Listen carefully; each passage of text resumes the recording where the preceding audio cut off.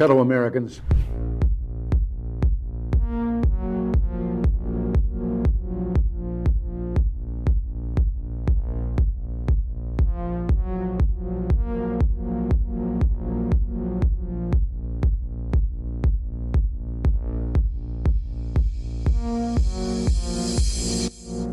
You might be wondering, why in the world is there a 30-minute countdown before the show starts? Well, we actually start live every day at 4 p.m. Eastern time, so this whole 30-minute countdown is a chance for YouTube and Rumble to send out their alerts and notifications, so we encourage you to gather up and hang out with everyone in the chat room. So every day at 4 p.m. Eastern time is when we do this show live. You can join us for the countdown if you like, or just set your clock and reminder that at 4 p.m. Eastern is when we go live. You can also make sure you subscribe and turn on that bell notification, so hopefully you will get a notification.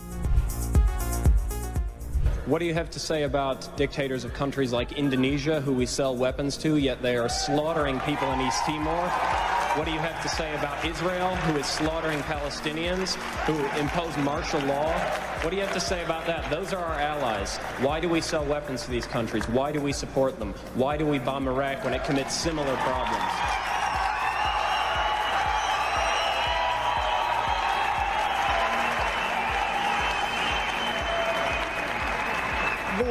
There are various examples of things that are not right in this world, and the United States is trying.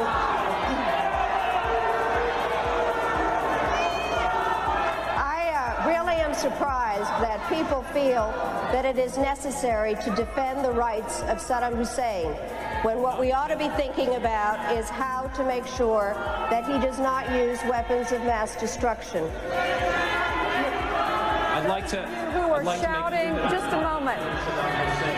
I'm not defending him in the least. What I am saying is that there needs to be consistent application of U.S. foreign policy. We cannot support people who are committing the same violations because they are political allies. That is not acceptable. We cannot violate UN resolutions when it is convenient to us. You're not answering my question, Madam Albright.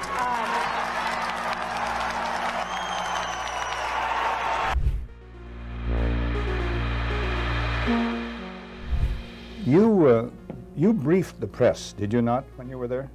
Well, I had several jobs. One of my jobs was that of analyst. I also was an interrogator and indeed briefed the press when we, the CIA, wanted to circulate disinformation on a particular issue. Disinformation is not necessarily a lie. It may be a half-truth. And we would pick out a journalist. I would go do the briefing and hope that he would put the information in print. What was your percentage of success? We were pretty successful in planning information of a rather rarefied nature. For instance, if we wanted to get across to the American public that the North Vietnamese were building up their force structure in South Vietnam, I would go to a journalist and advise him that in the past 6 months, X number of North Vietnamese forces had come down the Ho Chi Minh Trail system through southern Laos. Now, there is no way a journalist can check that information. That's data derived from radio intercepts, spy in the sky photography. So either he goes with the information or he doesn't, and ordinarily or usually, the journalist would go with it because it looked like some kind of exclusive. Go after these gentlemen. I would be directed to cultivate them, to spend time with them at the Caravel Hotel or the Continental Hotel, to socialize with them, and slowly but surely to try to gain their confidence by dolloping out valid information which was true. And then I would drop into a conversation the data that we wanted to get across, which might not be true. One piece of data, for instance, that we managed to plant in the New Yorker magazine had to do with a supposed North Vietnamese effort in 1973 to develop airfields along the border of South Vietnam. The reason we wanted to plant this information was that we were trying to persuade the U.S. Congress that Saigon should continue to get a great deal of aid and that the North Vietnamese were the chief violators of the ceasefire accord. That was printed in the New Yorker magazine under the byline of Robert Chaplin, as indeed was a great deal of such information which we tried to circulate. Frank, a two-part question. What were the objectives of or what was the objective of the CIA? What about the moral implications of what you were doing in feeding disinformation? Did the objective override the moral implications, moral problems? Well, the objective of the agency in general is to generate intelligence and get it back to Washington, to get at the truth and make sure the policymakers understand it. When you plant disinformation, you are diverging from that objective, and I think probably in retrospect, it was very counterproductive. I am, as an ex-CIA agent, opposed to the disinformation activities in which I was involved. I admit that I was involved, and I think it served no useful purpose. Propagandizing the American public or Congress is not the CIA's job. As to the morality of what the CIA was doing or that particular activity, the war was a very relative thing. It was a relativist environment, and morality seldom came into play when you were operating in the field. In my estimation, a CIA man should be amoral. That may sound pretty shocking to somebody, but what if my morality were that of a Nazi or agent, if you will? You wouldn't want me to be your intelligence officer. Keep the morals out of intelligence. Keep the truth in, and stay away from disinformation.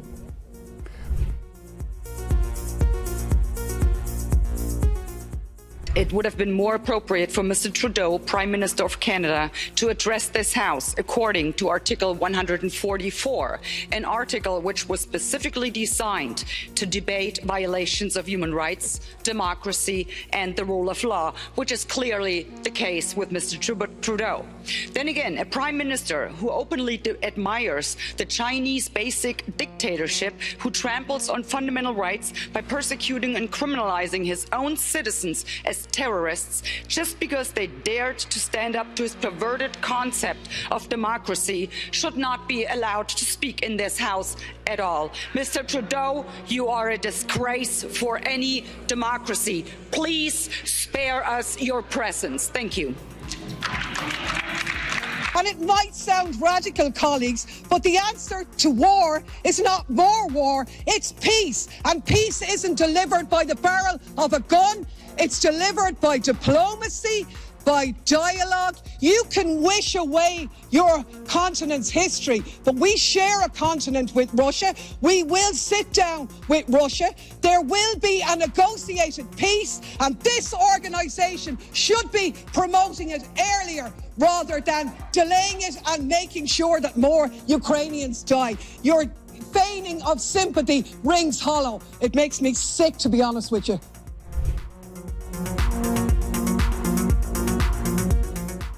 We become involved when disinformation poses a threat to the security of our country. It is when there's a connectivity to a threat to our country. It could be a threat, a connectivity to violence. And what this working group does,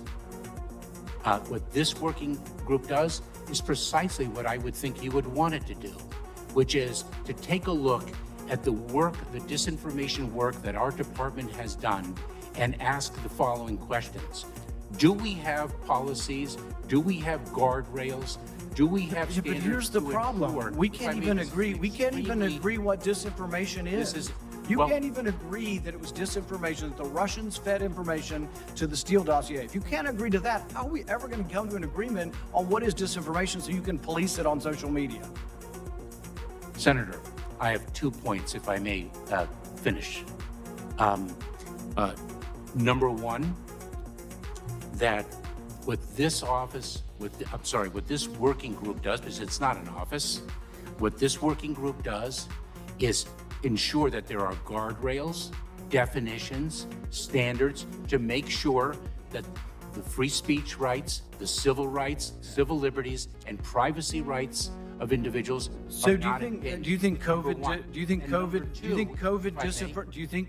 disinformation threatens our national security? And number two, if I may, Senator, and number two, is it your proposition that when the cartels spread disinformation with respect to our immigration policies to try to lure vulnerable migrants to our border illegally? I think you've got no idea what disinformation is, and I don't think the government's capable of it. Do you know who the greatest propagator of disinformation in the history of the world is?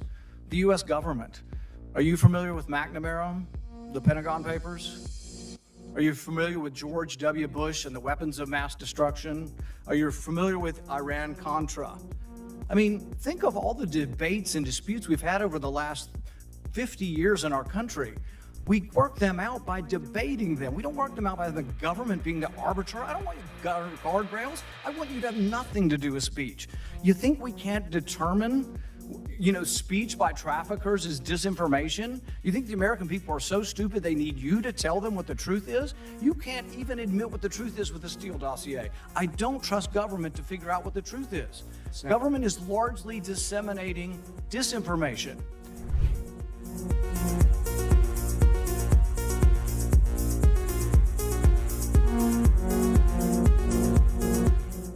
You would know this this is a bit of an aside, but in terms of how you think about problem sets, when I was a cadet, what's the cadet motto at West Point? You will not lie, cheat, or steal, or tolerate those who do.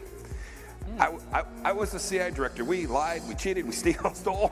It was like we had entire training courses. We had a good discussion on ensuring global energy security and adequate oil supplies to support global economic growth, and that will begin shortly. I'm doing all I can to increase the supply for the United States of America, which I expect to happen. The Saudis share that urgency, and based on our discussions today, I expect we'll see further steps in the coming weeks. Are you worried about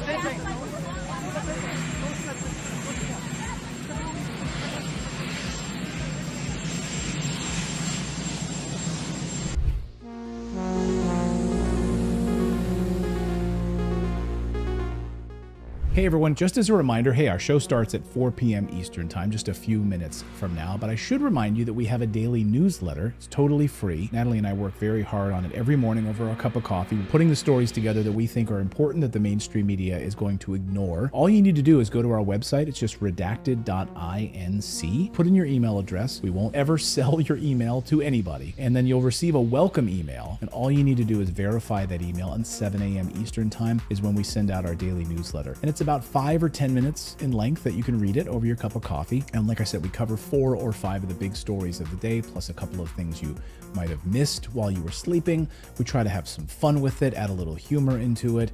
And again, it's a great way to start off your morning. But it's also a great way for us to stay connected with you as well, because we've been banned and blocked on some of these platforms before, where we haven't been allowed to post anything, not even a community post. So the only way for us to stay connected with you is through our newsletter. We were able to send out a newsletter and say, hey everyone, we're blocked for the next week, and let you know what was actually going on with our show. Anyway, go to redacted.inc and sign up for the free newsletter, and it'll be posted first thing in the morning over your cup of coffee.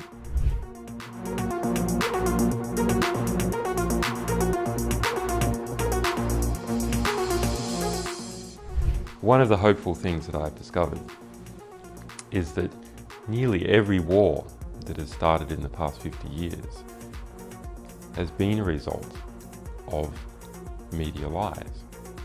The media could have stopped it if they had searched deep enough. If they hadn't reprinted government propaganda, they could have stopped it. But what does that mean? Well, that means basically populations don't like wars.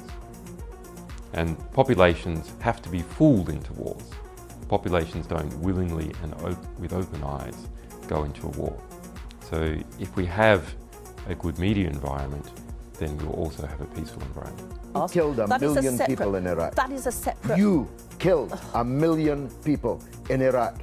It's incredible that you have the brass neck to be sitting here now urging another Iraq war George, after if what I you've was already still in done. Parliament,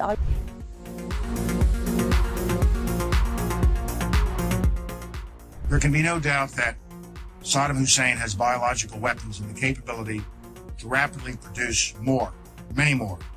And he has the ability to dispense these lethal poisons and diseases in ways that can cause massive death and destruction. If biological weapons seem too terrible to contemplate, chemical weapons are equally chilling. UNMOVIC already laid out much of this, and it is documented for all of us to read in UNSCOM's 1999 report on the subject. If we consider just one category of missing weaponry, 6,500 bombs from the Iran-Iraq war, UNMOVIC says the amount of chemical agent in them would be on the order of 1,000 tons. These quantities of chemical weapons are now unaccounted for. Dr. Blick says, quipped that, quote, mustard gas is not marmalade. You are supposed to know what you did with it. We believe Saddam Hussein knows what he did with it, and he has not come clean with the international community. We have evidence these weapons existed. What we don't have is evidence from Iraq that they have been destroyed or where they are. That is what we are still waiting for.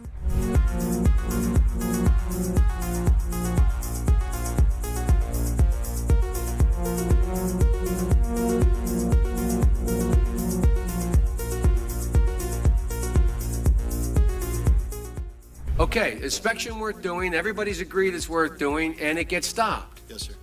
At that moment, we're an automatic pilot as far as you're concerned. Period. No ifs, ands, or buts. Now, I respect that. But now, it seems to me the Secretary of State might have a slightly different problem. Secretary of State might be sitting there and saying, now look over there on that side. Now, I remember so-and-so and so-and-so and so-and-so, and the 12 people on this side, they're all the ones that said they didn't want to use force. Now, I'm going to have to go tell the president now that we should, or Secretary Cohen, unleash whatever it takes to get it done. And our military assessment is the same as the majors. The majors' assessment is, privately held but publicly acknowledged later, that airstrikes alone aren't going to do this. Saddam's not going to cave on this. So, now here's the deal. I recommended the president have at it and let the chips fall where they may. A reasonable position for the Secretary of Defense, the Secretary of State to take. But I respectfully suggest, Major, I respectfully suggest they have a responsibility slightly above your pay grade. Slightly above your pay grade. To decide whether or not to take the nation to war alone. Or to take the nation to war partway. Or to take the nation to war halfway. That's a real tough decision. That's why they get paid the big bucks. That's why they get the limos and you don't. I mean this sincerely. I'm not trying to be flip. Because I think, and that's why I said at the outset, the reason why I'm glad you did what you did, we should come to our milk. We should make a decision. But in terms of whether the Secretary of State has no more to consider than you do as the arms inspector. You didn't get in, didn't get my job done, get me in. Period. You made the deal, right? That's the deal. A deal's a deal. Get me in. Scott Ritter, I'm ready to go. It's not how it works. Now, maybe it should work that way. But wouldn't you acknowledge that if you were President of the United States or the Secretary of State, you'd sit there and say, now, okay, old Scotty boy didn't get in. We said he should get in. We want him to get in. It's important that he does get in. They're not going to let him in, so what are we going to do now? We know that France and Russia aren't going to be with us. We're quite confident China's not. We've already run those traps. They're not there. We're not sure where the United States Senate is, but have at it, boys. Go get them. And by the way, Scott and the boys say air power's not enough. I think it's a legitimate debate, Scott, Major. I think it's a legitimate debate. But I don't think we should be putting it in the context of you have somebody up there at state saying, look, how can we weasel out of this agreement? We want to let this guy out there hanging. We're not this. It's a very practical political decision. Same kind of decision General Powell made. Same kind of decision President Bush made. Every president, every Secretary of State has to do it. Like I said, They get paid more than you. Their job's a hell of a lot more complicated than yours. They may have made the wrong decision, and you brought it to light. We should address it. We should say straight up where we are, and we should do it. And for that, I thank you. But it's above your pay grade.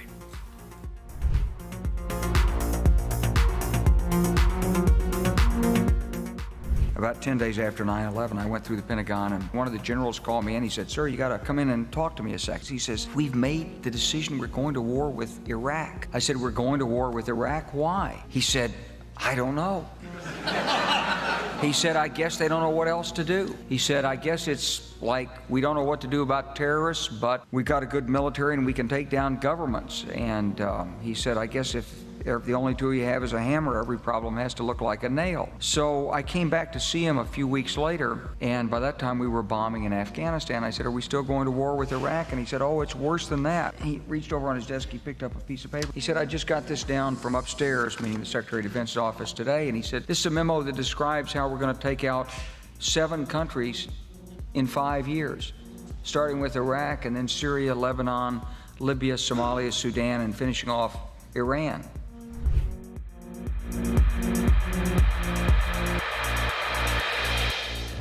Hey everyone, Clayton here. The show is going to start at 4 p.m. Eastern Time. I should remind you that we have a VIP community. It's our Redacted Rebel VIP community. Now, this show is totally free, what you're watching right now, right? You can subscribe here on YouTube and Rumble, totally free. But if you'd like to support independent journalism, we are run by you. Without you guys, we wouldn't be able to do this show. We wouldn't be able to hire the team that we have. We wouldn't be able to afford the servers that we have. We wouldn't be able to afford the reporters that we have, the team that we have. So you can support us by going to redacted.inc, and on the right side of your screen, you'll see a VIP community button.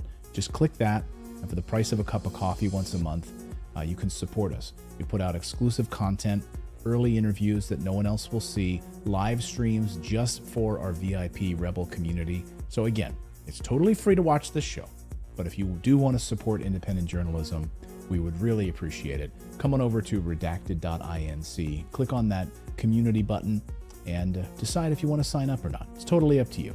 We thank you. And meanwhile, the show will start in just a few moments at 4 p.m. Eastern Time.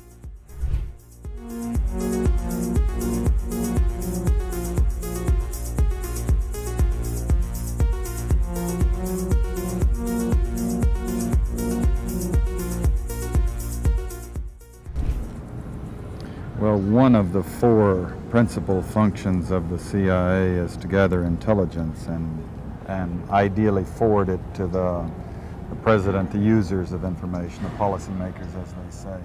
There are other functions, however, some of them more legitimate than others. One is to run secret wars, the covert action that's written and talked about so much, like what's happening in Nicaragua today from Honduras. Another thing is to disseminate propaganda to influence people's minds, and this is a major function of the CIA. And unfortunately, of course, it overlaps into the gathering of information.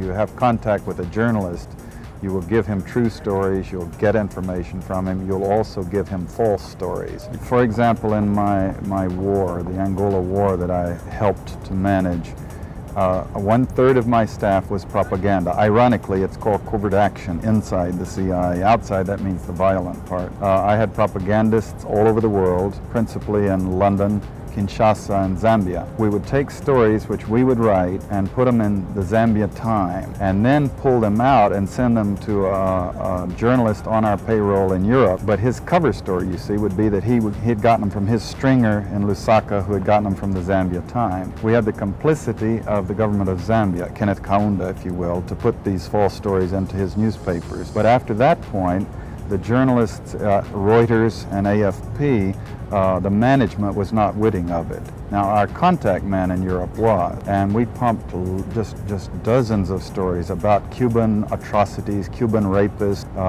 In one case, we had the Cuban rapists caught and tried by the Ovimbundu maidens who had been their victims, and then we ran photographs that made almost every newspaper in the country of the Cubans being executed by the Ovimbunda women who supposedly had been their victims. These were fake photos? Oh, absolutely. We didn't know of one single atrocity committed by the Cubans. It was pure, raw, false propaganda to create an illusion of communists, eating babies for breakfast and that sort of totally false propaganda.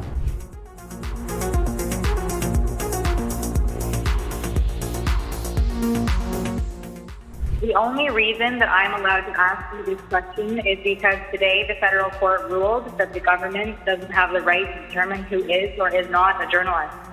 This is the second election in a row that the court had to overturn your government. Do you still insist on being able to make that decision, and why?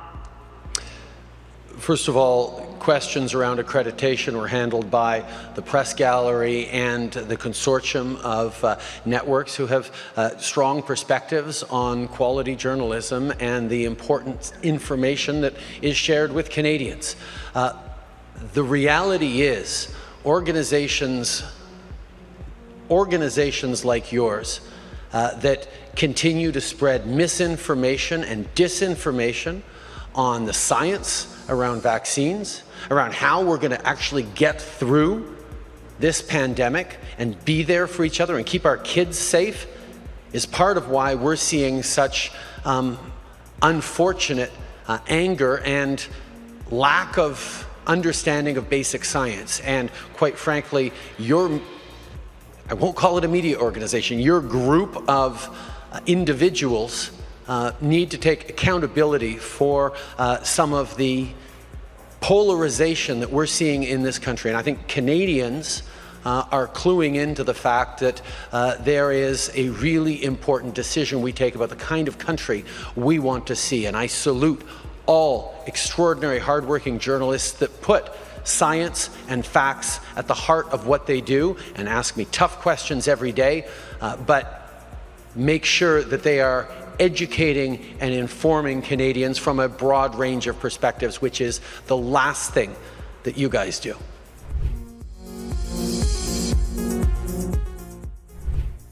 Whatever our hopes may be for the future, for reducing this threat or living with it, there is no escaping either the gravity or the totality of its challenge to our survival and to our security. A challenge that confronts us in unaccustomed ways in every sphere of human activity. This deadly challenge imposes upon our society two requirements of direct concern, both to the press and to the President.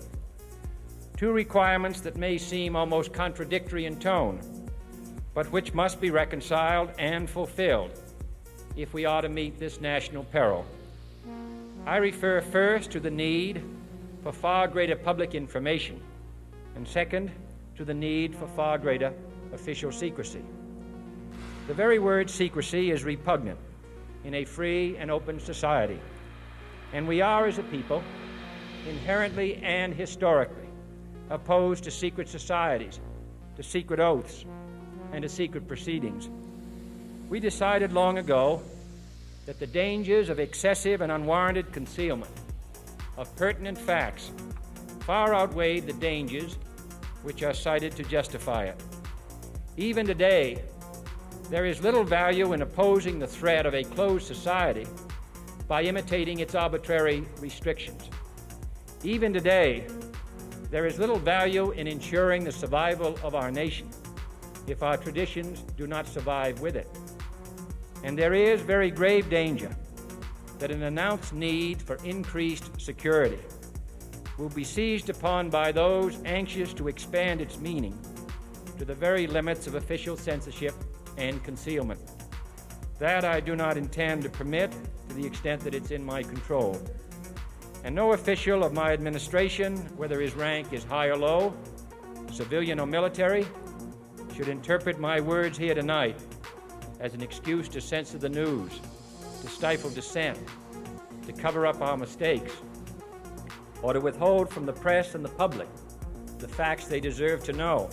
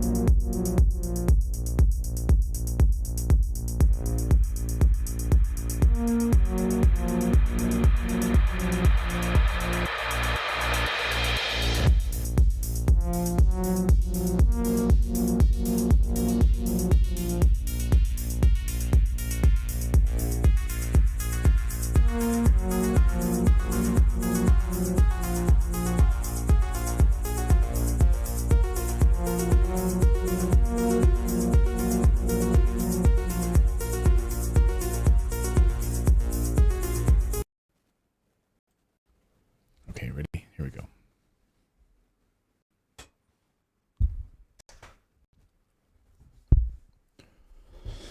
Welcome, everybody, to Redacted on this Monday. So glad to see all of you. I'm Clayton Morris. I'm Natalie Morris. And I saw someone in the chat just a moment ago said, surprise, surprise, late again. We're always on time. What? Maybe your clock is 1 minute fast. Like 30 seconds over the hour. David, you need to do the SRT thing. It's glitching on the remote. You need to put the delay on it. The delay is always on it, but I'll see about adding it.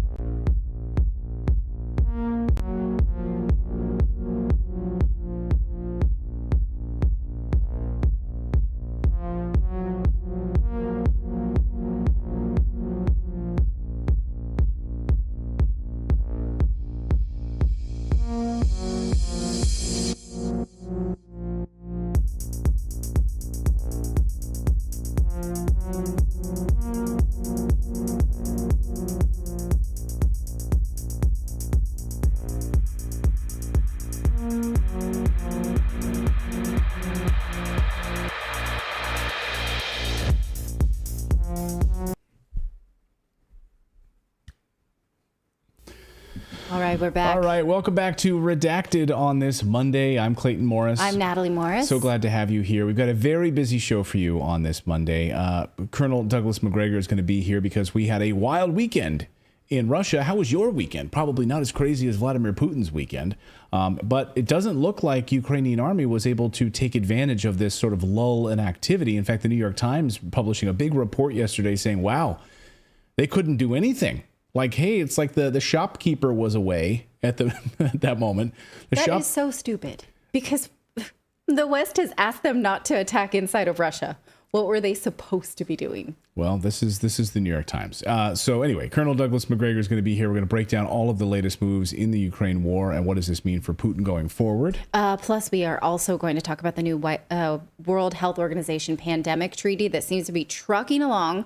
One country does at least plan to hold hearings and is considering handing over all their power to the World Health Organization. It's not the United States. But at least there are adults in the room who are pushing back about this, plus a new Michael Schellenberger investigation showing how not only will it put in place draconian pandemic rules, but also really terrifying social scanning and listening and censorship rules as well. All to the World Health Organization, which did not ace the COVID pandemic, in my opinion. One fake pandemic to rule them all. That's how they operate. Also, Peter McCullough is going to be here, Dr. Peter McCullough, because it looks like CDC was hiding some data. Wouldn't let us know about it, but they were lying about us, lying right to our faces very publicly. And if that's not enough, this is unbelievable. The Colombian president, former Colombian president, Ivan Duque, just happened to be in Washington, D.C., and our own reporter, Dan Cohen, caught up with him on the street and had some choice words asking him about his corruption and how he managed to fund his campaign with cocaine. Wait till you see that. That's all coming up as Redacted starts right now.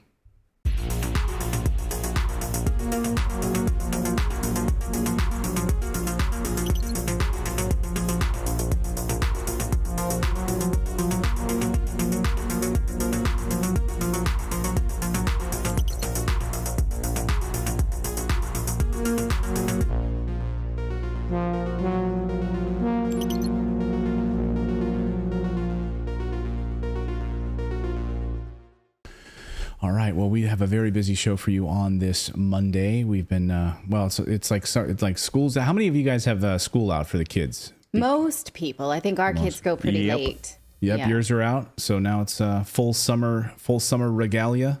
Yes. Yeah, ours finished tomorrow, and that's pretty late, but not for Europe. Some of them go all the way to the end of June or early July. So then you got to load them up on, I don't know, summer camps and everything else. Keep them occupied. Pinterest activities. Yeah, believe me, I'm getting ready for that. So if you see newsletter typos, it's because I'm trying to do it with a 6-year-old circling my desk. Yeah. But hey, we do have a newsletter. It's great. Every day we publish it Monday through Thursday for the summer. We'll be back on Fridays during the school year, back when the school year starts up again. But it's it's a great newsletter. Go to redacted.inc, put in your email address, and then you will receive the newsletter tomorrow, first thing in the morning. You can read it over your cup of coffee. It's our way to stay connected with you in case, God forbid, we can't connect with you because these tech platforms love to do all sorts of stuff to people. But anyway, you get a great newsletter. You can read it in about 5 or 10 minutes over your cup of coffee, first thing in the morning, and you can laugh a little bit. You can cry. There's some market updates. You get a little, in case you missed it, little news blurbs. Plus, Natalie puts all of the links to a lot of the stories in there. So everything is linked, which modern news organizations are like not linking back to original sources anymore. But we make it a priority.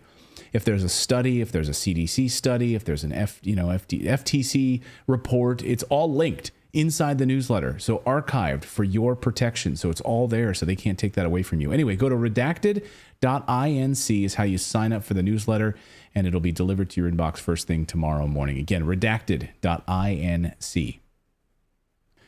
Well, what did a failed coup attempt in Russia over the weekend reveal about the war in Ukraine, about Western intentions, about Western media bias, and the like? For that, I want to bring in Colonel Douglas Macgregor to get an after-action report, if you will, of this crazy weekend that we had. Colonel, it's good to see you here on such a big news week and a big news story. Good to see you. Absolutely. So first I want to put up these live maps. These are, I think, really helpful for our audience who might not be familiar of what this contested territory is. The area that has voted, of course, to become part of Russia, the Donbass, what was Eastern Ukraine. Here's the Russian live battle map. And you can see the line here. And then looks a little different than the Ukraine live battle map. So that no one can accuse us of bias here. These are the two different maps, one from the Russian side, one from the Ukrainian side of these live view maps of the battle right now. And over the weekend, the New York Times basically said, well, this didn't change the war at all. In fact, the West was, the Ukraine failed to exploit this coup this weekend, that there was nothing they could do. They failed to exploit this massive coup.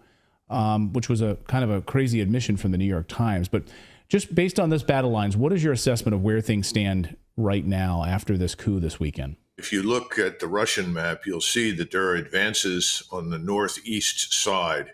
If you just sort of regard the area under Russian control as a large banana that sort of runs in that form, the Russians have made progress towards Kharkov. These have been limited offensives, I think, to gain control of road nets and terrain that will facilitate a rapid offensive, which is to follow.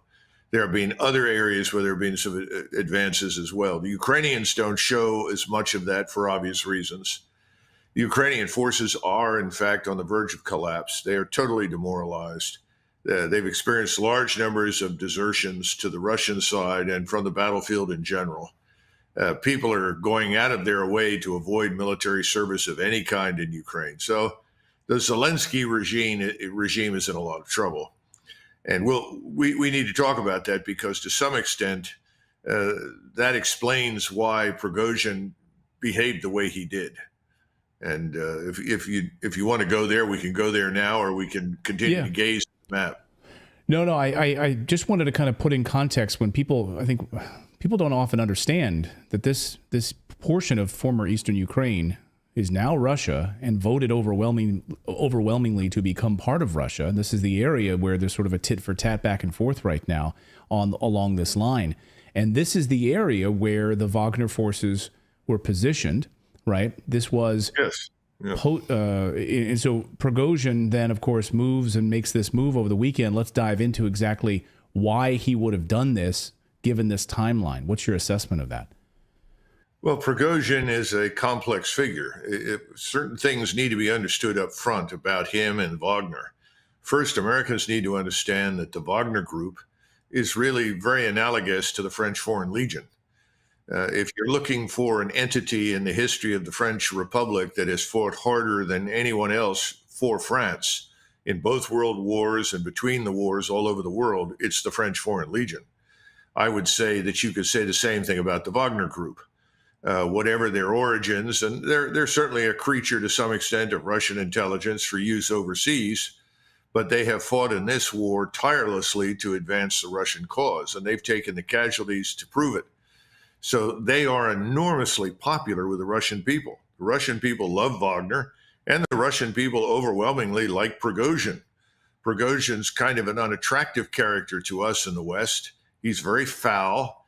He makes outrageous statements. He exaggerates, and he has exaggerated his own importance on more than one occasion. He is not a professional soldier, but he is seen as a voice that the Russian people strongly support because of his ferocious determination to fight and win this war. And I think it has to be understood that the Russian people, large numbers of people in the Russian military establishment, are very frustrated with Putin's exercise of considerable restraint. We in the West don't seem to understand that Putin has moved very cautiously and deliberately throughout this war. He doesn't want to provoke NATO intervention. He wants to avoid a war with the United States. And as a result, each of the gains that the Russians have made have been quite limited and incremental. And people are fed up with it. You've got a number of senior officers in the Russian military who don't like it. So when you look at the problems that Prigozhin has had with the Russian high command, he's been angry because he said he didn't get enough ammunition, angry because he didn't think his soldiers were being adequately supported. Eventually, Putin intervened. General Surovikin was told, look, you've got to manage this. They're very good troops. Make sure he gets what he needs. And Surovikin is very sympathetic to Prigozhin and his larger views, I think. But Prigozhin decided it wasn't working and it wasn't enough. And I also think he knows he's not a professional soldier, so his ability beyond speaking publicly is limited. And I think he decided, I've got to get President Putin's attention. He needs to understand that the senior ranks need to be shaken up, that we need people with fire in the belly who want to go forward and crush the Ukrainians and be done with it. And so I think he went down to Rostov, where, of course, there was no fighting. If you look at the shots that were made of his discussion in the garden with the deputy chief of staff of the Russian general staff, they were very amicable. And I think these few troops that he sent towards Moscow were not headed there to displace Putin at all. They were there to try and get his attention, deliver the message that we want to fight, we want to end this war, and we want better leadership from the military, not from President Putin. Well, this whole thing got out of control. It looked like something it wasn't. The West celebrated, thinking, oh, finally, somebody's standing up to the evil Putin. It's a lot of nonsense. They're all very supportive of President Putin. And when it became clear what had happened, Lukashenko, who has known Prigozhin for at least 20 years, talked to President Putin, who also knows Prigozhin. He understands what we've discussed. President Putin was furious. He mobilized 30,000 troops in Moscow. He was ready to go down and crush all of this. When the Russian troops that had gone up there from Wagner, or the Wagner Foreign Legion, if you will, put its arms down immediately because they didn't want to kill Russians. The Russians don't want to kill them. So it all kind of fizzled quickly, as most of us thought that it would. But this is not somebody that you simply stand up against the wall and shoot. This is someone who is popular in Russia. He expresses a point of view that's not necessarily anti-Putin at all, but is very definitely sympathetic to the larger cause of let's end this war and get rid of these fascists that are sitting in Kiev. And so you're not going to shoot him. Lukashenko says, look, let me bring him up to Belarusia. I'll keep him under wraps till this thing is over. And I think that's effectively what's happened. Everybody has effectively been pardoned. Nobody's going back to prison. Nobody's going to be executed at this stage. Now, I do think that the Wagner group will see some of its forces broken up, not disbanded, but in smaller bites. 5,000, 4,000 troops moved into other areas in the future. And remember that this insistence by Prigozhin that they had been attacked by Russian forces was entirely nonsense. It was totally wrong. It never happened. That was his pretext to get people to react the way they did. So it's all over. But I do think that President Putin got the message. And I would look for some shakeups in the near future in the Russian high command. And I would be very surprised if we do not see an offensive begin soon. Because frankly, there's nothing out there to stand up to the Russian offensive. And remember, the Russians have never, ever unleashed the full might of their force. Right. This has been a limited war from the beginning because Putin wants to live with Ukrainians after this is over. He's not interested in killing large numbers of people. What he wants is neutrality for whatever remains of Ukraine. That's his goal. That's his overriding interest. So I think we're going to see some things change. I don't know what they'll be. I don't know who will go, who will stay. It won't happen all at once, but something will change up there. And then we'll see this offensive. And, just imagine you're a Russian soldier in one of these defensive positions. You've trained to fight. You've trained to attack. And you're saying, look, this is ridiculous. Look what we've done to these people. We've slaughtered them. Let's get this over with. I don't want to be here in another year. And I mean, I felt that way in 1991 when Colin Powell and others were saying, well, perhaps we should just go to a Korean-style frozen conflict, build a new DMZ between Kuwait and Saudi Arabia. Well, I was horrified. Large numbers of the generals thought, oh, well, this is good, then we don't have to fight. But the soldiers, we were furious. So let's get this over with, be done with it. Fortunately, that's what happened. And President Bush, to his credit, said, no, we're going to attack. And we did. I think there's similar feelings now on the Russian side. So a couple of things there. So this really, Putin seemed like he was pissed. And he mentioned multiple times in that speech, this is treason, this is mutiny, this is a betrayal. Betrayal, he said a number of times. So it doesn't seem like Putin's the kind of guy to do what others ask him to do. But you say he seems to get the message here. He probably got the message here. I mean, he goes up and he's now with Lukashenko. He'll be pardoned. Doesn't look like any of these people are going to be prosecuted. And it's all sort of it was a rough weekend. We had a family dispute. Uncle Larry got a little drunk and it got a little feisty. And that's really what this was. I mean, is at the end of the day, this is how they're going to handle this? Well, look at this from the vantage point of mafia disputes. The five families got into a dispute, but everyone decided very quickly, we don't want a war. The war will be, destructive and self-defeating. And so the bosses backed off, and the big boss said, all right, back off, get back to work, behave yourselves, and you can survive. Remember, Putin right now is much more like the Tsar. And czars have had trouble with people before. I could go back to a long way and find this with Alexander II, Alexander III, Nicholas I. They all had disputes. There were from time to time irascible generals who wanted to take sterner action than the Tsar was prepared to take. In most cases, these people were not harmed. They were not imprisoned. They were not jailed. They were sent away and told to shut up and color for a while, but they were not executed. And people should not mistake this for weakness. Russians like this. They like the fact that Putin said, all right, enough's enough. You're not going to be executed. If in fact this had been different, if this had been a real coup attempt, which it was not, if this had been a genuine uprising, which it was not, then the Russian people would expect total annihilation of the enemy. But they know this is not the case. So is this business as usual? No. But it's an important event, and I think the entire Russian population will now look for that determined offensive that they've waited so long for to see an end of this war and an end to Zelensky. Now, there's something else that needs to be brought up. Zelensky has talked in recent days and weeks about effectively destroying or attempting to destroy the Zaporozhye nuclear power plant. Now, most of the reactors there have been essentially shut down, but he keeps pushing for this. And there is a real fear on the Russian side that he may try to do damage there, release radiation, effectively creating the equivalent of a dirty bomb, try to blame it on the Russians, which people like Graham and Blumenthal and Blinken and the rest of the gang will all stand up and say, see, these Russians did it. Just imagine you've got these very foolish men in the Senate, Blumenthal and Graham, sponsoring legislation that would trigger an immediate nuclear exchange with Russia if something like this were to happen.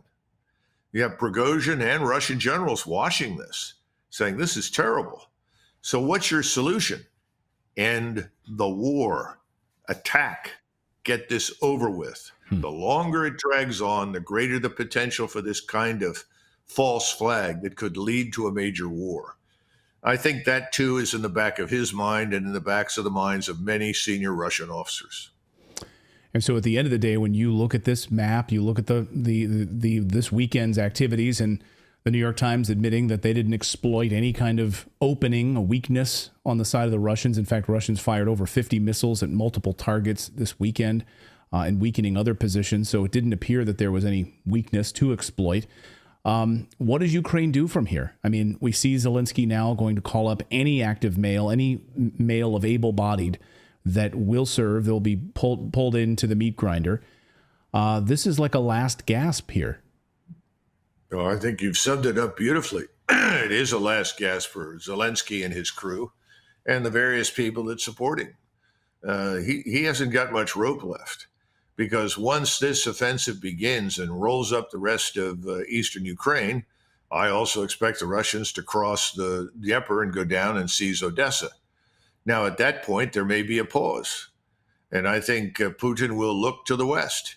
I think he's hopeful that the Germans will find a new government. Right now, I think Scholz's position in the polls is below 30% approval. Under normal circumstances, I think they'd have already had a no confidence vote. I think he hopes that that will happen. I don't know what the situation is in France, but every time I talk to my friends there, they talk about Macron as though he's about as popular as the plague. And then finally, you have London.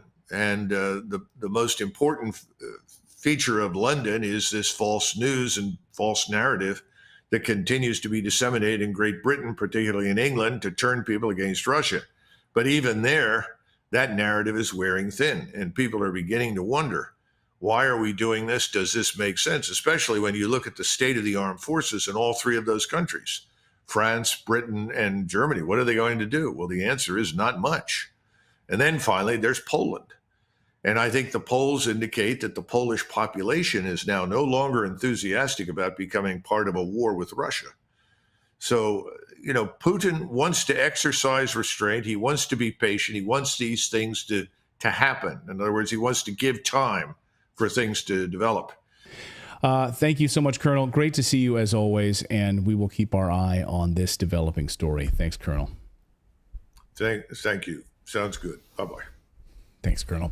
And we saw videos this afternoon, really troubling videos of soldiers refusing to return to the front lines on the Ukrainian side. Mm-hmm. These videos leaked today, and maybe they're pushing them out there in order to say, "Hey, this is what will happen to you if you refuse to go to the front lines." Where one I don't know what sergeant or whatever grabbed a grenade and just threw it into where these soldiers were sitting, where they refused to go to the front lines, and murdered them. So this is happening. These men are being pulled off the streets and being yanked into service, and for what? Well, in fact, this morning in the newsletter, we linked to a decree from June 19th in Kiev that said that all men over 18 need to report for battle within 10 days.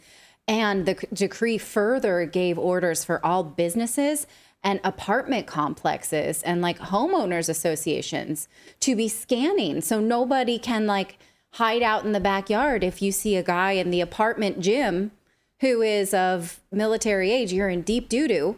And so they've given open search warrants, basically. Use the DIA app. Of course, we've been covering the DIA app here, right? The DIA app lets you report on your neighbor. Yeah. Right? It lets you report. So they'll probably build it right into the DIA app to just say, here, I saw there's a 21-year-old who was out in the backyard. He looked able-bodied. I'm going to report him to go and serve. Right. Who knows? But I mean, go ahead, David. I guess world democracy is not worth risking your life for, after all. World democracy. Right. Yeah. I mean, because isn't that what we always hear, that's what they're fighting for, the democracy of the world, or the democracy of the United States? Or von der Leyen says they're fighting for our values. They're fighting for our values. Yeah. But I think he's right, end the war. And I think Putin is in a really interesting moment right now. I think he's got a really interesting decision to make, which is, do you continue on this path, or did he get the message, what Prigozhin and others wanted, which is speed this up, launch this massive offensive, because you haven't even launched your full forces at all yet. They only are holding a line in the territories that voted to join Russia and have been waiting to join Russia since 2014. because they're Yeah. just holding the line. Yeah. And so that's what they said they would do. Those are the territories that voted. Ukraine just keeps throwing human lives like they're up against a bug zapper. And it's awful. And it can end now if we tell our politicians, leave the borderlines where they are. Nobody else has to die. Yeah. I mean, with that peace thing they signed, it already ended. It already was ended, and then they refused to agree with it and go by it. Yeah. Yeah. Yeah. They're going to continue to ignore that peace agreement like it never happened. Well, we've got more news to get to here on this Monday. We're going to look at the WHO pandemic treaty because, wow, man, you can call him a whistleblower and call somebody, I don't know how you want to describe it, somebody from the WHO warning us about this pandemic treaty. I hope we're all paying attention, guys.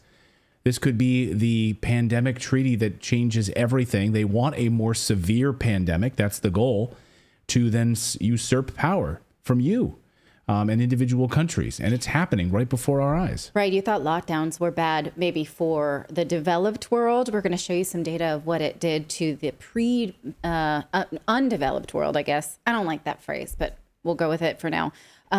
There's like millions of young girls who will become child brides because of poverty. Yeah. That's not something you would think about. You know, we think about, oh no, Westerners are behind in math or what have you.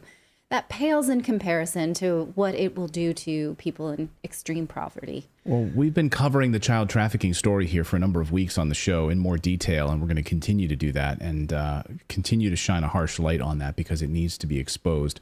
We'll get to all of that, but first, oh boy, our friends over at Moomoo have an amazing deal just for the month of June. Guys, would you like 17 free stocks? Would you like 15 free stocks plus perhaps a Google or Tesla stock, and on top of that, a free AI stock? That's right. That's what Moomoo is doing right now. That's 17 total free stocks. With Moomoo, my favorite trading platform, there's no steep learning curve. It has a simple interface. It's easy to use, so even beginners can take advantage of the stock market in no time. And right now, they are giving away these free stocks when you open your account and you make your initial deposits.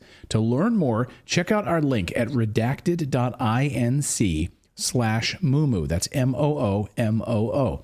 They are a massive company, and Moomoo has zero commission trades, and the app looks amazing on every platform from iOS to Android to Windows and Mac. Moomoo can help you trade with its advanced tools like their stock screener and their earnings calendar. No matter what your skill level is, you'll find fantastic tools that can help you trade.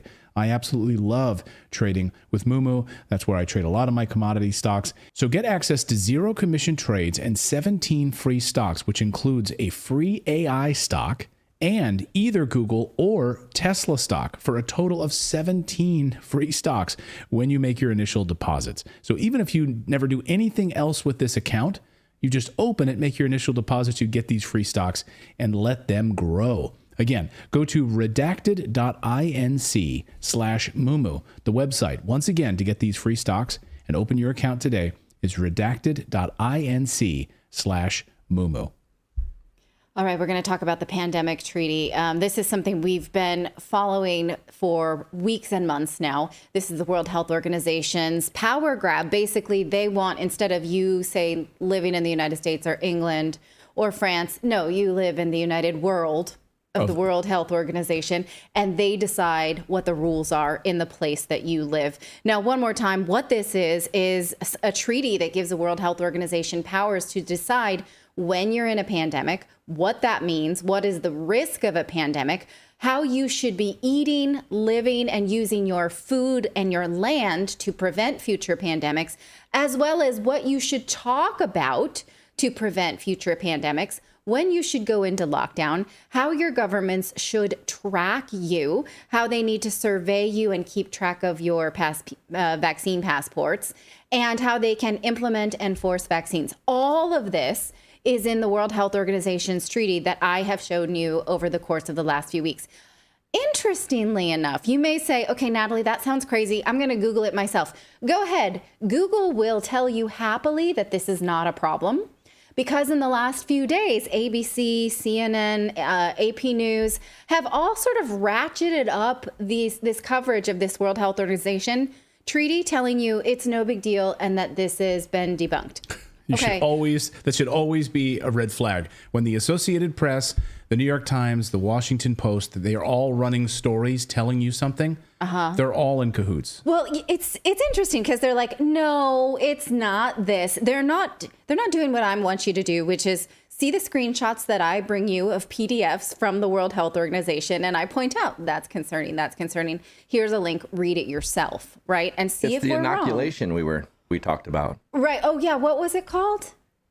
Yeah, it was inoculation where they want to inoculate you against this idea that it's bad. That's right. Idea inoculation or something like that. Yeah, they're telling you we're debunking this and we're the last word on it. And they're pre-bunking it. Yes. And they're sort of pre-bunking it because they know what's about to come. I mean, just do a little Google search on your own you can do this in another tab. Leave us up on a browser if you don't mind. And just search for World Health Organization Pandemic Treaty, and you'll find about 4 or 5 within the last week articles telling you it's totally fine. Nothing to see here. It's kind of crazy. So I'm going to tell you at least what's going on, because in the United Kingdom, there have been parliamentary discussions about this, and 2 experts testified last week warning about this. One is Dr. David Bell, who is actually an ex-WHO officer. The other is Garrett Wallace-Brown. He chairs global health policy at the University of Leeds, and they both outlined how this could reshape health policies in a major way. So Dr. Bell, we're going to maybe give a little bit more time to, because he was a former World Health Organization officer. What he said kind of shook me, because he told us that the World Health Organization knew what the health implications would be for lockdowns. Look at this. He outlined how the pandemic treaty gives the power to reach into each country's budget and demand financial contributions as it sees fit. This is true. We showed you just this about 2 weeks ago. This shows that the WHO can develop an evaluation matrix from each member state, meaning they go into that country's books and decide who contributes what. So right now, we know that WHO has been disproportionately invested in by private investors like Bill and Melinda Gates. We know that those investors' interests are put ahead of member states. We also know now that they can put into place this organization which says, we're going to tell you how much you pay us. We'll look at your book. So it will be expensive. Not only that, from Dr. Bell's testimony, he talks about the low mortality rates of COVID and how he says we at the World Health Organization knew that COVID was disproportionately more dangerous for elderly people, virtually not dangerous for other populations, and that we knew what the mortality rates would be, and that played out. He also says, though, that they had predicted other terrible things associated with lockdowns. Watch. So despite that, the lockdown measures that were introduced for the first time in wealthier countries with older populations were also pushed by WHO in Africa with the expected outcomes that WHO had also predicted earlier. So we see a similar situation in South Asia, where the UNICEF estimates about 250,000 children died just in the first 9 months of COVID in 6 South Asian countries from the lockdowns, not from COVID. We have 100 million people extra in poverty, 10 million girls forced into child marriage over the next 10 years because of closure of schools. And, the World Bank notes that this is pushing particularly the poorest countries into extreme poverty. So this was predicted. This is what happened. Wow. So he's talking about all of these like awful things in South Asia, that children will have to be, they'll be pushed into poverty so much more, so that they will be more child brides, more stillbirths, more child marriage, 10 million more child marriages within the next decade. That's awful. That's not human trafficking. This is a consequence of poverty. And what is the consequence of that? Will roll forward that more children will have children. those children will be born into poverty. It's a, vicious cycle. Now, I had asked you to do this little Google search earlier. What did it tell you? So you asked me to Google World Health Organization Pandemic Treaty, and people in the chat were like, come on, Natalie, we don't use Google. So I had to use Google here in order to get these results. This was homework? I think a lot of people still probably use Google for searches. But anyway, here's the search. No, I want you to go to news, though, specifically. But okay. But just anyway, here's these results from just doing a search, right? So here's the BMJ.com, World Health Organization's Pandemic Treaty. The first result is WHO at the top. And then all of it is all UK Parliament, World Economic Forum, Pandemic Treaty, what it is, how it will save lives. And here's Reuters, of course, another mouthpiece of the regime. How the World Health Organization could fight the future. Nature Journal, global plan for dealing with the next pandemic just got weaker. That this won't shape America, right? Here's the AP says, no, don't worry about this. It won't reshape America. Go to the news tab at the But hold on, I want to show something at the bottom. So then it goes to Congress. But here, what I love, the only article that challenges this is a sponsored article from the Epoch Times. Oh, they'll take your money, I guess. So they'll take your money to advertise. So literally, they have to run an ad just to get their article surfaced on why the pandemic treaty is a horrible deal. They have to pay Google in order to get this article to surface. Isn't that crazy? At the bottom, mind you. Bottom of the page. News. You want me to hit the news tab? Yes. Because I see there's fact check just within the last day. There are a few others that you're not picking up, but in the last week or so, there were many just saying like, no, it's fine. It's good. Don't worry about that. Like, AP on that story said fact checked and it's false, that it will not, like, that's not even something you can really fact check, right? That's maybe your prediction, but you can't say for sure that it won't have this consequences. It's a non-zero probability that it will reshape society. Yeah. And maybe I'm just old-fashioned, but I prefer just to have my information given to me, and then I read that information, and then I come up with my own opinion on whether I think it's good or bad. I don't need New York Times telling me this is bad, this is good, this is good. If somebody's telling me, no, this is good, it's like somebody on a first date saying, no, you can trust me, I'm a trustworthy person. I'm like, I'm starting to not trust you because you're so emphatic that I can trust you. Well, we've also fact-checked the fact-checkers, right? So we know where these fact-checkers come from. Facebook has former members of the CIA on its staff. I mean, we know where these fact-checkers come from. So they're a part of the regime. But this is not a fact check. It's a hypothetical situation that this pandemic treaty would reshape society. You cannot declare that true or false. We can't even tell you it's going to happen. We're telling you what powers they're seeking, but I can't tell you it's absolutely going to shape society, yes or no. That's a stupid fact. Like, it's a declarative finale to a hypothetical situation. And because you can't fact check that. Right. It's stupid. And we here on this show, like, we will point out that this government has never taken more power than it needs, right?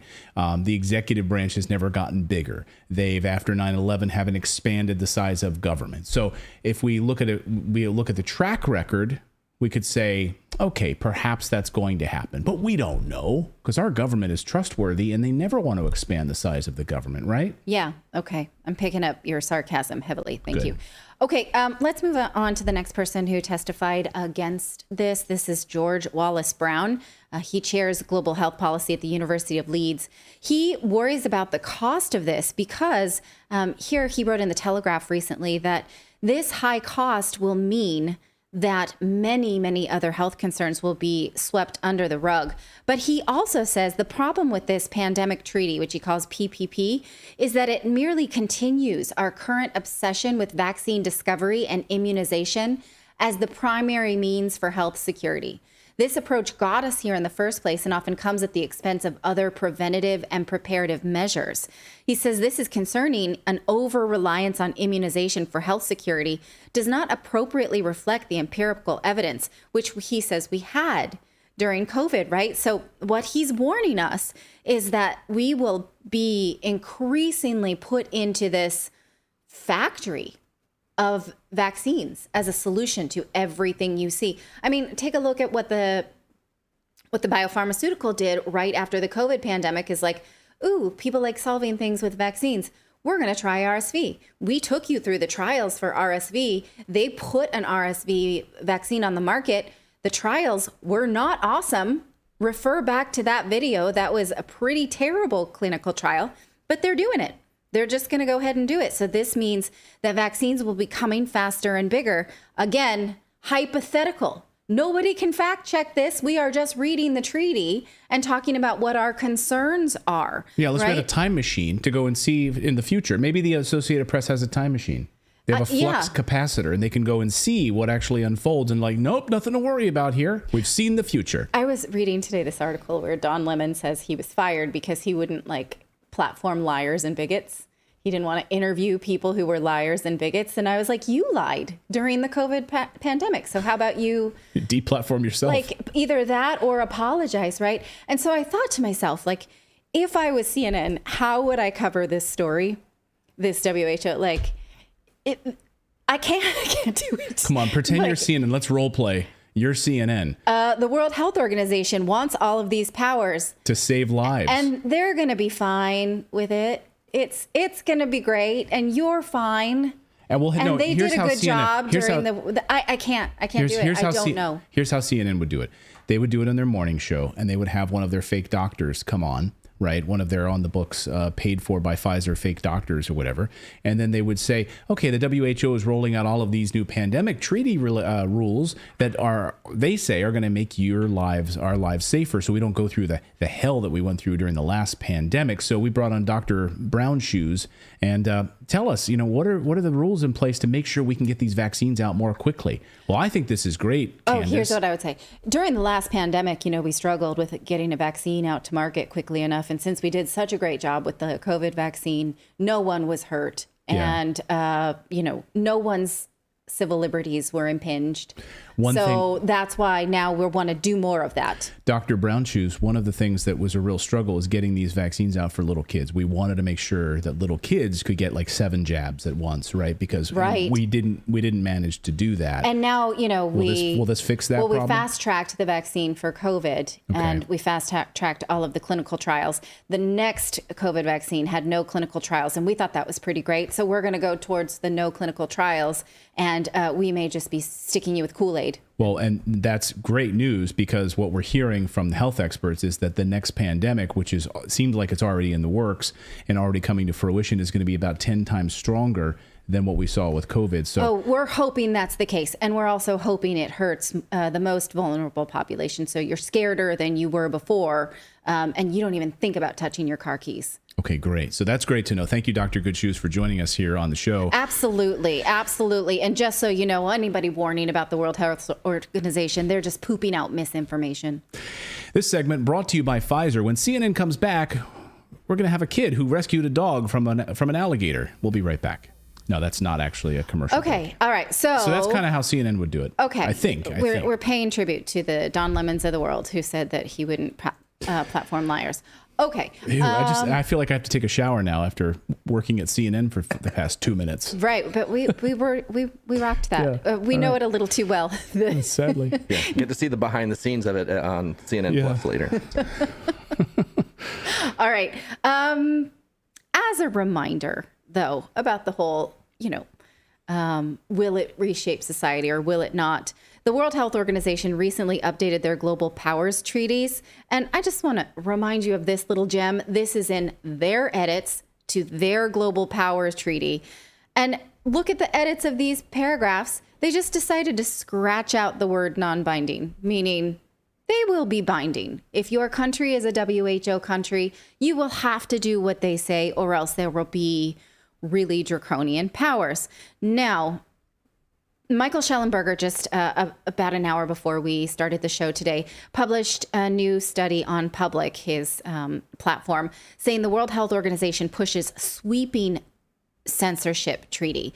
Now, what he's most interested in is the fact that they have defined this thing called an infodemic, which we talked about, I think, in February, but they still don't have a full definition of it. And the last time we looked at the definition, they said that it was problematic sharing of information, both true and untrue. Recall that we talked about. An infodemic can be true information that they don't like you digesting and sharing. So I encourage you to read that as well.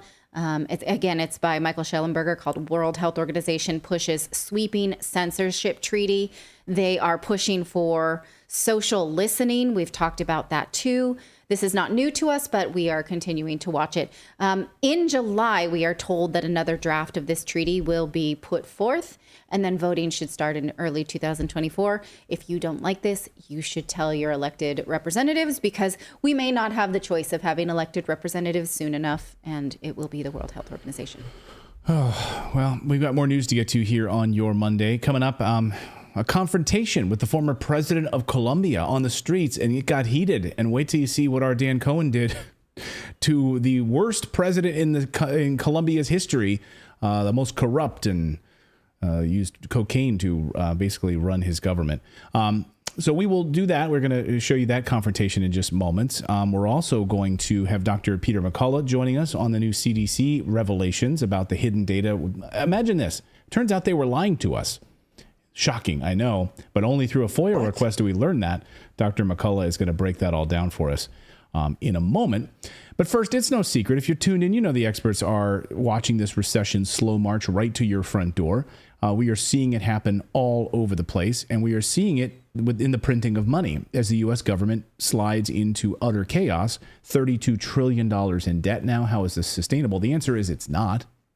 And the only thing that we can do is to make sure that we're protecting our families with hard assets right now, making sure that at least if we don't have a lot of our family savings tied up in U.S. dollars or government currencies.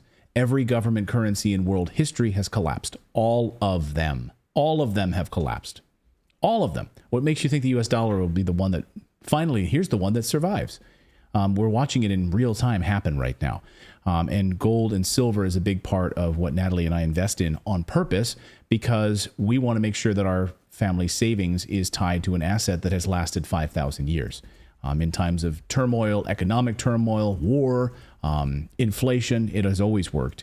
And that's why we are big investors in it. Our friends at Lear Capital can help you get set up right now with your own account, and they'll just jump on the phone with you and see if it's a fit for you. So if maybe you've got like $1,000 that's been sitting in the savings account or US dollars and you want to convert it to gold or silver, they'll help you do that. Also, if you've got like a 401k or an IRA that's been sitting there not doing anything, like when I left my job a number of years ago, I had an old 401k that I converted into a self-directed account, and it lets me buy precious metals or real estate. That's the power of a self-directed IRA. You can roll it over, and then you control what you want to buy, not the government or not Wall Street picking and choosing what you invest in.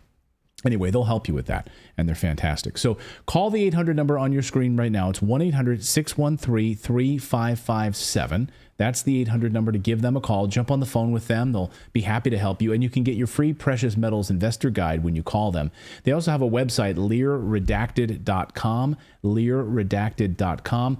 And right now, you can receive up to $15,000 in free bonus metals with a qualified purchase. That's right. If you call their 800 number or go to LearRedacted.com, that's the place to go. Once again, LearRedacted.com.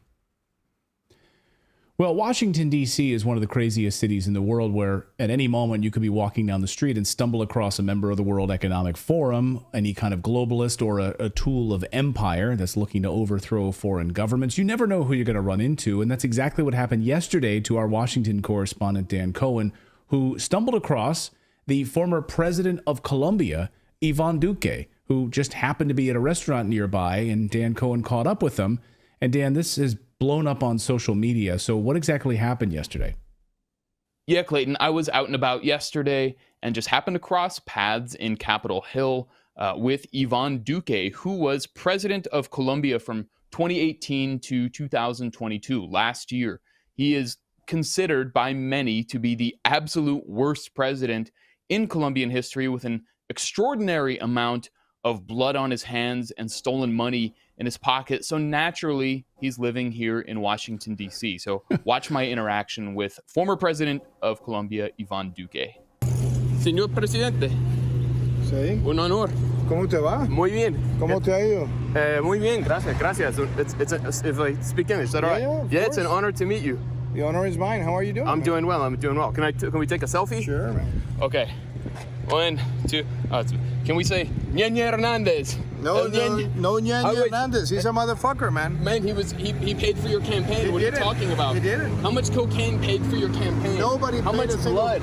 How many people did you have ordered killed? What about what's his name? Alexis Lopez Tapia, the Nazi who you brought in to advise? No, Alexis Tapia. You should be informed, man. No, I am. I know all about that dirty shit you did. No, you're not informed, and you should, man. How much cocaine paid for your presidency? You should educate yourself. How much cocaine? What about the current campaign? You should educate yourself, What about man. the current campaign? The current campaign. You should educate yourself. He was president. You know, Ñeñe bought votes for him. You know, get your facts straight. You know about I know about Ñeñe Hernandez. I've seen the pictures. I know. I listened to the recording. He partied with you all night, man. He partied with you. You were drinking with him in the bar. It was a huge celebration. He was at your inauguration. You're absolutely misinformed. We know it. You should educate yourself. What about all the photos of you with Ñeñe on Instagram? It's still there. It's still there. Get informed, man. And if you're going to record me, get informed. And you know what?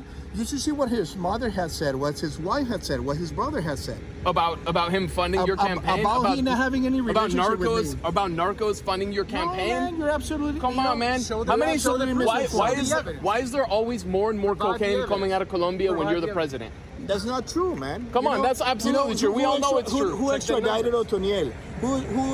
Which government has the highest record? Yeah, I know you were a little puppet for the U.S. Oh man, come on, man. You know, where are you from? We know. I know. What cartel am I from? What? I'm from here, man. What are you talking about? Obviously, come on. I'm obviously from here. So you're at fault for that too. You elect. That's my fault that this guy took drugs for his money. Yeah, let's take a picture. Let's take a picture. Look at the city. Ivan Look at Duque, the city, the drug trafficker, man. This is crazy. And he's a drug trafficker. This guy's a narco. Fuck you, man. Paraco, eres paraco. Sabemos todo. Adiós, paraco. Fuck you, man. Respect, man. Respect. Paraco, asesino.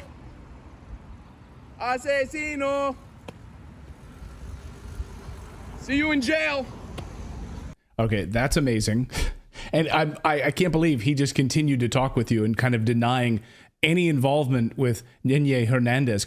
Who is Hernandez in all of this? It seemed really relevant to this conversation. And for our audience that's not familiar with this, can you educate us?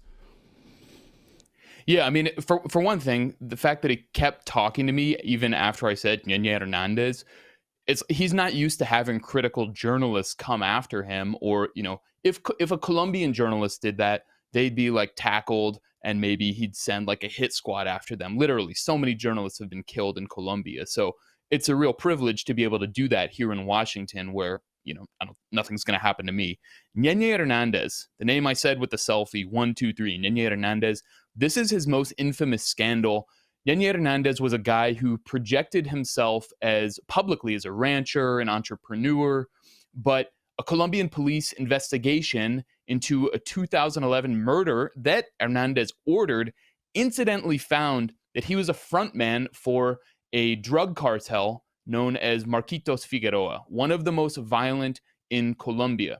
Now, this investigation found that Ñeñe Hernandez was financing Duque's presidential campaign in 2017 and 2018 using stolen money. Then Ñeñe Hernandez was murdered in Brazil in very suspicious circumstances, but he left on his Instagram, which remains visible to the public to this day. He posted numerous photos of himself with Duque on the campaign trail. So showing Duque with a big drug trafficker, buddy, very close, arm in arm, very warm. We even see photos of vehicles that Hernandez had bought for Duque's campaign. So with Duque's face and name plastered all over these vehicles. So Duque, of course, denounced Hernandez when it became public, just like he tried to do it there in colorful language. But in addition to the photos of them together, there are recordings of Hernandez boasting about his personal friendship and influence with Duque and how they partied and got drunk until 3 a.m, which is what I was referencing. Tenemos amigos que me invitaron con Duque y me metí como hasta las 3 de la mañana estuve allá. ¿Quieren con Duque allá? Sí. Hernandez's Instagram also shows photos of him with top army generals and police officials who were responsible for fighting drug cartels, but they were actually in bed with them, to the point that Hernandez actually felt comfortable enough to post pictures of them together. So that's basically the short version of what is known in Colombia as ñeñe política, like ñeñe politics. So that was the first thing I brought up. One of the other key things I brought up to him is a guy named Alexis Lopez Tapia. And remember Duque, when I brought that up, he says, no, Alexis Tapia. Okay. In 2021, Duque ordered a tax reform bill that just meant brutal austerity, crushing austerity measures for an already extremely poor population. That sparked a national strike and massive protest movement, which, got some coverage in the mainstream. There's this huge uprising against Duque. But to try to break the strike, Duque's Ministry of Defense and Police brought in this guy, Alexis Lopez Tapia from Chile, to give a presentation to the police on how to understand this protest movement and the national strike. So here you can see Alexis Lopez Tapia standing in front of a swastika. He is a straight up neo-fascist, totally discredited, but the Colombians, Duque brought him in to advise the government. So his theory was that anyone who dissents from the politics of the Colombian state is part of an international communist conspiracy that is decades in the making and may not even know it. It was taken very seriously by the government and put into practice when the police and military killed 80 protesters, according to the Colombian NGO Indipaz. One of the better known cases was a protester named Lucas Villa, who was murdered in May 2021 by plainclothes gunmen while he was protesting. He became kind of one of the symbols of that period. It gets worse, Clayton. If all of that scandal wasn't enough, this guy first oversaw the theft of 70 billion Colombian pesos, which is almost $17 million, that was contracted for rolling out internet access in rural areas. Well, that got pocketed into a tax haven into the United States. Then he did everything possible to try to destroy the historic 2016 peace accord that his predecessor, the President Juan Manuel Santos, signed between the government and the FARC. So this was going to end 52 years of armed conflict between the government and the FARC that had killed hundreds of thousands and displaced millions. So instead, Duque's attorney general, along with the DEA of the U.S., ran an entrapment campaign against the FARC negotiators and then it actually failed because it was so poorly done. So those former FARC guerrillas turned negotiators decided, wow, this is a total trap. They want to kill us, imprison us. So they decided we're going to return to arms, and they founded a new FARC iteration called the Second Marquetalia, which exists to this day. Then another reason, a big reason this failed, the peace accord, is because Duque's administration stole $500 million that was meant for implementation of the accord. So all of these projects to take the former FARC combatants and integrate them into the economy, develop the rural areas. So instead of growing coca for cocaine, they would grow coffee and mangoes and produce to get to national and international markets. Well, that money to develop those projects was robbed by Duque and his people. So again, he is a major reason that Colombia is in basically a perpetual bloodbath. So instead of facing justice, now he's a fellow at the Wilson Center think tank here in DC, funded by the arms industries and all kinds of energy corporations. I mean, basically, I just wanted to channel the pure disdain that I saw that Colombians have against this guy, Iván Duque, the former president. It's amazing. Yeah, you can live in Washington, D.C., pocket off of the money that you've used as a tax shelter that you've pocketed from the Colombian people, going out to fancy restaurants and whining and dining on an afternoon near Capitol Hill. Like, these are the people. You want to talk about the swamp? These are the people that live in the swamp. It's unbelievable. And I know we have a number of reports on Colombia, Dan, that Redacted along. Dan went to Colombia. We're going to be publishing these reports very soon, a deep dive on Colombia. And so you wanted to say a few words in Spanish to our Colombian viewers who might not understand English. Is that right? Yeah, I just want to share a message for our Colombian viewers who, may not be part of our typical audience. Así en español, un mensaje para el pueblo colombiano. Recientemente yo volví de Colombia. Mantengan un ojo acá en este canal. Se llama en inglés Redacted, para ver nuestros reportajes sobre lo que está pasando en Colombia. Gracias a ustedes. Muchas gracias. All right. Thank you so much, Dan. And thanks to all of our viewers who are in Colombia watching this or around the world who speak Spanish and are interested in this story. Thank you so much. Great stuff. Thank you, Clayton. Oh, as we say in Spanish, he has cojones. Cojones. I can't believe he did that. Yeah, I know. I don't think I could ever do that, especially to a cartel. Like that's. I love the guy. One guy says, "What cartel are you in?" And he's like, "I'm not in a cartel." He's like, "Well, he's like, I live in Washington D.C." He's like, "I'm not in a cartel." You just assume, I guess, if you're, you just assuming you're in that world. Like, what cartel are you with? Because I'm going to find out who you are. But now he's got this high-profile job at the Wilson Center, and funded with arms money, and it's unbelievable. You can live the lap of luxury in Washington D.C. after you run your country into the ground and steal millions of dollars. Unbelievable.